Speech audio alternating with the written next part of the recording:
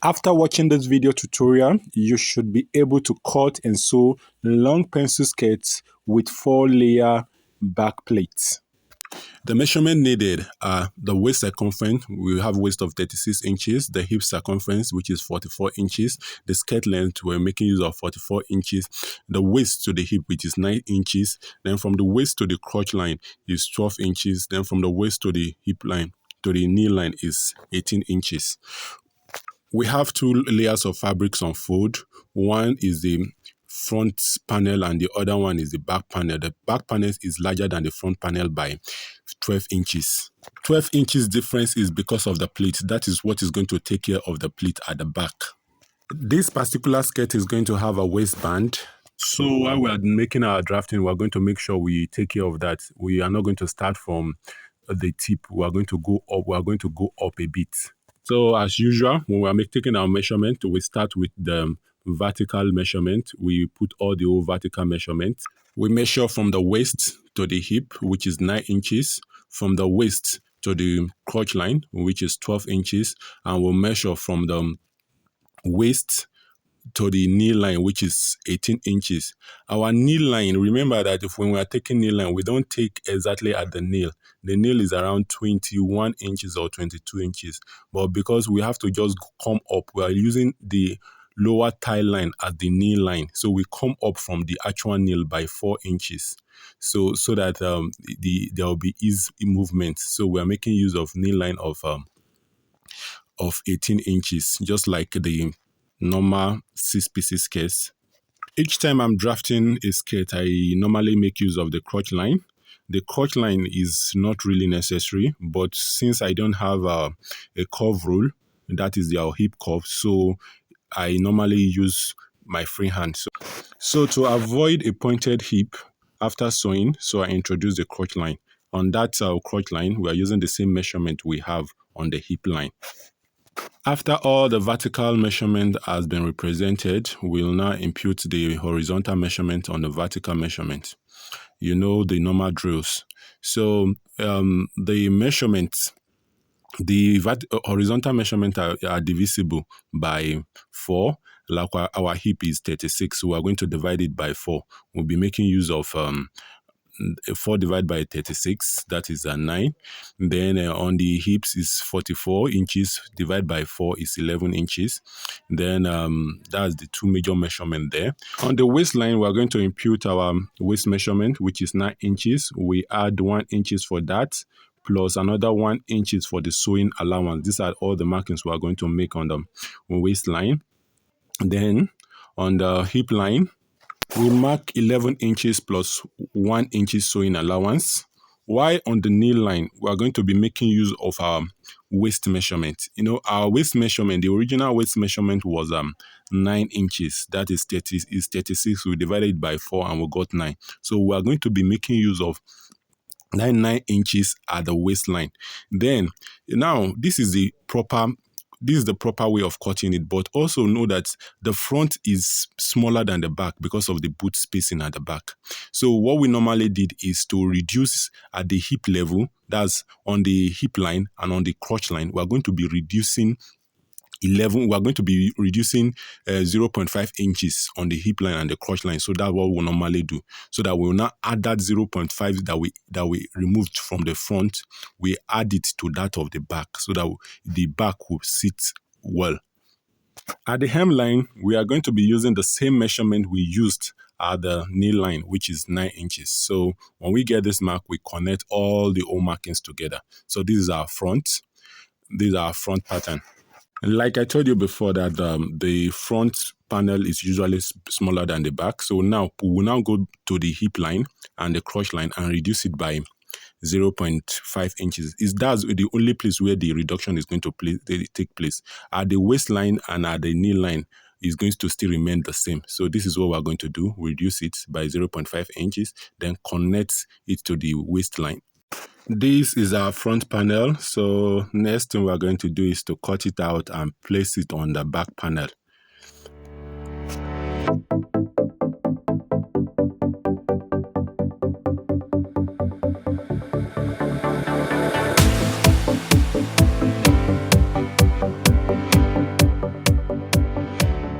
So as usual, the back pattern, the fabric is on fold. So we're going to take it. It's not going to be, normally it used to be 1 inches from the edge. That's the zipper spacing. So, but this time around, we are going to be leaving. You see, this distance is going to be about 12 inches difference. So, what we now did was that our zipper allowance is going to be 2 inches instead of 1 inch. There's reason for that. We are going to make use of deeper zipper allowance of 2 inches. We take all the old vertical measurements by tracing it out. Then at the hips, remember that at the hips, we are going to be in the front hip, we reduce 0.5 inch from it. So we are going to add 0.5 inch to it, while the waistline and the knee line is going to still remain constant. Then also now we will now add additional 0.5 inches. That is the one we removed originally, so that it will take care of the reduction in the front one. So this is going to be the new. This is going to be the new hip line and the crotch line. So this is it. So then we'll leave our, like I told you, like I said, the zipper spacing is going to be 2 inches. We'll draw that 2 inches downward. Then from the knee line, after we might have drawn that zipper spacing, then from the knee line, what we are going to do is that we are going to be measuring 10 inches from the knee line on the other side. That's toward the zipper, toward the zipper spacing. We are going to be measuring 10 inches from the zipper line and from the knee line and measure it like what you've seen in the video. If we measure this one, that's where we are going to cut out. So you're going to see the way we are going to cut it out. So your basket is ready. If you are yet to subscribe, kindly subscribe to our YouTube channel.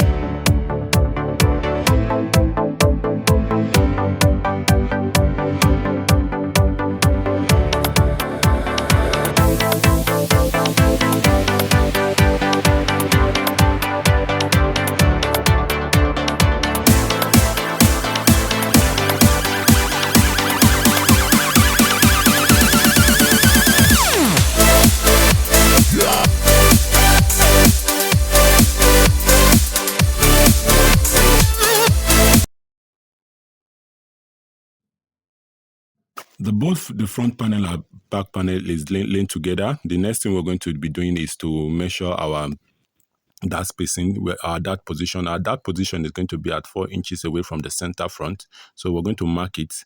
Then at the one at the back to 4 inches from the center back. The front, that leg is going to be 4 inches long, while the back, that leg is going to be 5 inches long. The back, that leg is usually longer than that of the front.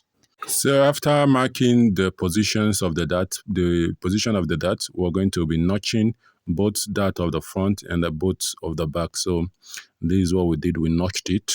Then we take it for the next step, which is sewing the back pleat properly. Like I told you, those extensions at the back is majorly for the back pleat. So we're going to be doing our back pleat. The back pleat is going to be in 4-fold. You can as well make it more than that. It all depends on your nature of your fabric. If you have a bigger fabric, like this fabric is by 45 inches. If you have a fabric of like 60 inches, it will be able to give you a bigger pleat. So this one, the maximum it can give us is a 4-fold flip pleats. So that's what we're going to be having. I forgot to mark the zipper spacing, which is 2 inches from the center back. So what we did is very important. We just have to mark it out so that it will help us while we're making our pressing, making other calculation. So we take that 2 inches, we mark it down, and then we start the pleating properly. Now we take it to our sewing machine and sew that zipper, the place that we marked out for zipper allowance. That's what we're going to do. We're going to take it to the sewing machine, sew straight from up to down. So we've sewn it. After sewing this, what we then do is you see we've sewn it from up to down using a temporary stitch since we are going to be losing most of it. So we are going to be making use of temporary stitch. So look at it. This is the way we've sewn it. Then the next thing we are going to be doing is start pleating. The back pleat extension from the waistline, from the knee line, we are going to fold it into two equal halves. That is going to end at the center back line. So if we make it, we are going to press it till it have a crease line. So that's going to make it to divide it into two.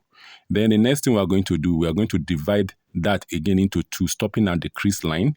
And then that means what you are going to be doing now is that you are going to be having four lines. That is why we'll call it a fold pleat. You are going to be having four lines. So if you see now, then you bend the other one too. This is how you are going to be doing it. So you are going to have four equal lines. If you should measure it with your ruler, you see that is almost, or your tape rule, you see that it's almost four equal lines. So you are going to be having four equal lines. So what we are going to do are these crease line. You're going to be marking them out so that you take it to your sewing machine and sew them. While you're sewing them, ensure that it's going to be a temporary stitch. Put your stitch in a running stitches so that it will be easier to lose later. So we take it to the sewing machine and sew on all those four lines you're seeing. So we've sewn it. The four sew line is going to be acting as a midpoint. So each of the midpoint is going to meet with the other midpoint, and we are going to be using the aid of pressing iron. So with the midpoint, we're going to be having the left side and the right side. So whatever you do at the left side, you're going to do it at the right side. So you just make sure that the sewn point correspond with the lower sewing point. So this is what we are doing. The like we did in this particular place. What we did here is that we discovered that there's SS. So this SS is going to cause a lot of distortion. I cut it out. When I cut it out so that it can sit properly, we don't need that part. So the part that we need is that the half of it. So what we did is we continue with what we are doing. If you enjoyed this video and you are yet to subscribe, kindly subscribe.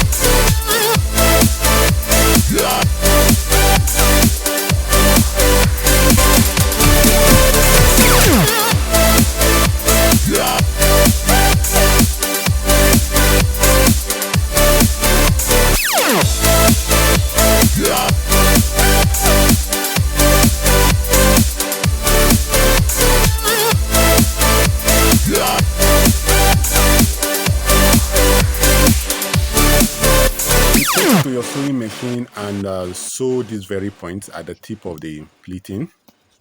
The point has been sewn, and the next thing we are going to be doing is the last stage of the pleats by losing those four sewn lines.